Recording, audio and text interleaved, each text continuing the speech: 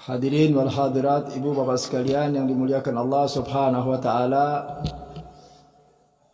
Mari kita melanjutkan kembali daripada pembahasan kita di dalam kitab Hayatun Nufus. Nasihat selanjutnya, beliau memberikan satu penekanan kepada kita. Apa yang beliau tekankan? Maju ke depan, maju ke depan, maju ke depan, maju ke depan, maju ke depan, maju ke depan, maju ke depan, biar cukup. Maju ke depan. Apa yang beliau tekankan? Yang beliau tekankan adalah al-azm. Apa itu azm? Ada yang namanya niat, ada yang namanya azm. Kalau niat itu sekedar keinginan saja. Nah, tapi niat ini penting juga. Ya, niat ini tidak boleh kita lepaskan. Karena Nabi mengatakan innamal a'malu binniyat. Semua ya, amal kita itu ditentukan oleh niat. Kita kalau mau sholat, ya, termasuk daripada arkan sholat, rukun sholat adalah niat. Begitu juga wudu. Nah, begitu juga kalau kita mau hadir pengajian, niat. Artinya segala bentuk ibadah yang akan kita lakukan, yang akan kita kerjakan, maka dahului dengan niat. Jadi niat ini sesuatu yang penting. Nah, azam ini bagaimana? Azam ini adalah an-niyah aqwiyah, niat yang kuat. Sebab ada orang itu sekedar niat saja, tapi kurang punya keinginan. Jadi niat saja gitu ya. Saya besok niat sedekah, niat aja. Tapi ada orang yang punya azam, niat, tapi punya keinginan yang kuat untuk melaksanakan atau mewujudkan apa yang dia inginkan. Ya. Misalnya, niat atau azam, saya nanti malam mau bangun sholat tahajud. Ada yang sekedar, saya insya Allah lah mau bangun sholat tahajud. Jadi, sekedar untuk mengucapkan aja, tapi tidak ada satu keinginan yang kuat. Tapi kalau dia azam, ya, punya niat yang kuat, itu insya Allah dibantu ke Allah Ta'ala. Jadi kalau orang niat, ya, punya azam yang kuat, ya, untuk bangun tengah malam sholat tahajud, dengan azam itu, maka insya Allah Allah akan mempermudah orang tersebut, dan insya Allah akan dibangunin sama Allah Ta'ala. Makanya di Quran dikatakan faida azamta fatawakkal 'ala Allah. Kalau kalian sudah azam, punya niat yang kuat, udah serahkan hidup ini kepada Allah Subhanahu wa taala. Makanya beliau menekankan kepada kita, ya, hendaklah kalian memasang azam, ya, artinya niat yang kuat. Apapun yang kalian ingin lakukan, bentuk ibadah apapun yang kalian ingin kerjakan, jangan lupa niatkan dengan niat yang kuat, dengan niat yang benar, ya. Nah, insya Allah dengan niat yang benar itu nanti Allah akan mempermudah, ya, menggampangkan, sehingga kita bisa mewujudkan apa yang kita inginkan, ya, niat yang kuat. Kemudian beliau mengatakan juga, jadilah kalian abidan, orang-orang yang senantiasa gemar untuk ibadah kepada Allah Subhanahu wa taala. Hobi sama ibadah itu hobi. Baik ibadah yang mahdha maupun ibadah yang ghairu mahdha. Kita bicara ibadah yang mahdha, ibadah, ya. Kalau kita melihat bagaimana manaqib atau sejarah, ya, orang-orang soleh, itu ibadahnya luar biasa. Jangan bicara tentang ibadah-ibadah wajib, ibadah sunnah. Nah, kalau sunnah saja diperhatikan, apalagi yang wajib. Ya, kita bicara tentang ibadah sunnah saja. Ya. Puasa mereka Senin Kemisnya nggak pernah lepas. Bahkan sebagian memakai puasa Shaum Daud, sehari puasa sehari enggak. Kemudian bangun tengah malamnya, ya, untuk melakukan sholat sunnah, sholat tahajud. Ya. Ibadah mereka luar biasa. Ya. Bahkan Imamul Haddad, ya, itu pada masa-masa masih badannya beliau masih kuat, ya, setiap malam beliau bangun, kemudian melakukan sholat sunnah, sholat tahajud, itu nggak kurang daripada 100 rakaat. 100 rakaat. Ada yang 50 rakaat. Ya. Kita buru-buru 100 rakaat ya. Bangun subuh kelewat kita kadang-kadang. Ya kan? Kita ini subuh aja kadang-kadang kelewat, ya kan?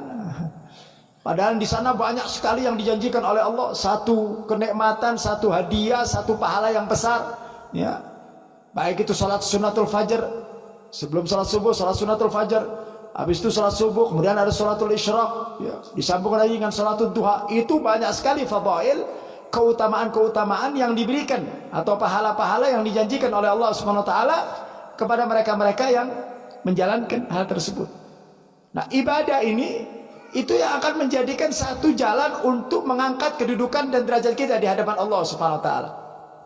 Makanya sering saya katakan kalau kita ke Hadramut, ke Yaman, ya, para salafun saleh, itu setiap rumah, setiap masjid ada namanya ma'bad.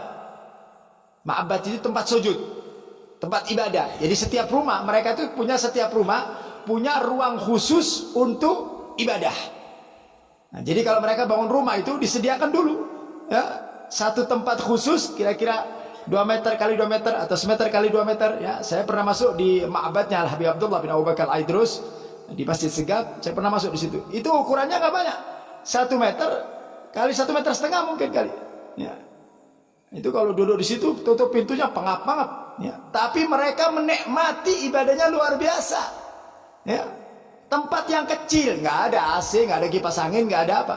Tapi bagaimana kenikmatan mereka kalau sudah menjadi orang-orang ahli ibadah? Walaupun tempatnya kecil, yang kita anggap itu tempat panas, ya, tempat panas dan kita tidak nyaman. Tapi manakala orang itu ibadah kepada Allah Subhanahu Wa Taala, tenggelam, istighraq, tenggelam dengan mahabbahnya kepada Allah Taala, sehingga tempat yang kita anggap kecil, tempat yang kita anggap panas, itu buat mereka-mereka itu nyaman. Enak. Nah, kalau Habib kan mau ngisi pasangin helak, kepasangin panas kayak gitu. Ini mereka kalau ibadah luar biasa. Orang itu kalau sudah merasakan nikmatnya ibadah, maka Allah akan berikan satu kenikmatan, halawatul ibadah. Ada kenikmatan, ada kenyamanan, ya. Ada sesuatu yang dia rasakan nikmat yang tidak dirasakan oleh orang lain. Makanya ketika dia melakukan ibadah, bukan lagi 10, bukan lagi 20 rakaat, bahkan beratus-ratus rakaat yang dia lakukan, itu buat mereka ringan.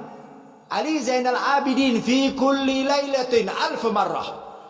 Ali Zainal Abidin, cucu baginda Nabi Muhammad sallallahu alaihi wasallam, fi kulli lailatin 1000 marrah, alf rakaah. Ya. Setiap malam beliau ibadah kepada Allah 1000 rakaat. Masya Allah. Ini kalau kita lihat, waduh, kumaha teh salatnya teh. Ya kita yang ngukur lah. Nah, karena kitanya malas jadi ibadah, ya. Nah, makanya di sini orang-orang yang sukses, orang-orang yang berhasil itu menikmati ibadah, ya. Jadi ibadah itu, ya ikhwan, ibadah itu jangan dijadikan beban. Paham tak? Ibadah jangan dijadikan beban. Sholat subuh dijadikan beban, sholat jamaah dijadikan beban, ke masjid dijadikan beban. Jadi begitu selesai sholat jamaah, alhamdulillah saya udah sholat. Jadi seakan-akan ada beban yang ada di pundak kita teh berat, habis sholatnya kayak lepas gitu. Ini bukan beban, ibadah ini bukan beban, ibadah ini kewajiban. Nah, nikmati kewajiban itu, maka nanti Allah akan memberikan kenikmatan ibadah kita. Nah, kalau sudah ibadah nikmat, kita tidak akan pernah berhenti. Sering saya tekankan kan, segala ibadah yang kalau kita lakukan dengan nikmat, maka kita tidak akan berhenti dengan ibadah tersebut. Orang baca Quran nih, baca Quran, dia nikmat baca Quran, nggak bakal berhenti. Ya, nggak bakal berhenti. Imam Syafi'i kalau datang bulan Ramadan itu setiap hari 2 kali khatam Quran. Ibu-ibu teh berapa kali teh? 2 kali khatam Quran, dari pagi sampai siang khatam sekali, sore sampai malam khatam sekali. 1 bulan penuh 60 kali khatam Quran Imam Syafi'i. Masya Allah. Ulama-ulama yang lain, Imamul Haddad begitu juga, luar biasa. Ya, kenapa? Karena mereka menikmati ibadah. Ini yang mahal tuh nikmat. Orang kalau makan makanan nikmat mau berhenti enggak? Walaupun dia udah kenyang, tetap dimakan. Kenapa? Nikmat. Beda. Enak sama nikmat itu beda. Kita kalau makan hanya untuk menghilangkan rasa lapar, atau minum hanya untuk menghilangkan rasa haus. Begitu haus hilang, selesai. Tapi beda orang makan menikmati, ya menikmati makanan, makannya juga santai. Kadang-kadang sampai 4 piring juga nggak habis-habis kitanya. Kenapa? Karena ada kenikmatan di situ. Nah, bagaimana kalau hal itu dipindahkan kepada ibadah? Ya, sehingga ibadah kita tuh merasa nikmat. Sekali lagi, jangan kalian jadikan ibadah itu beban. Kalau beban berat, beban itu berat. Jangan jadikan beban. Jadikan ibadah itu sebuah kenikmatan buat kita. Nah, kalau kita jadikan kenikmatan, maka apapun yang diperintah oleh Allah Subhanahu wa taala, bentuk ibadah apapun yang diperintahkan oleh Allah akan nyaman. Ya, salat berjamaah akan nikmat, ya. Salat tepat waktu pun akan nikmat, zikir pun akan nikmat. Orang baca selawat, kalau sudah nikmat, wah, nggak pakai berhenti. Nggak pakai berhenti nikmat. Nikmat, apalagi nggak sampai di situ. Allah berikan kepada orang yang ibadah di samping kenikmatan, dia mendapatkan satu ketenangan hati, satu ketentraman jiwa. Oh, luar biasa.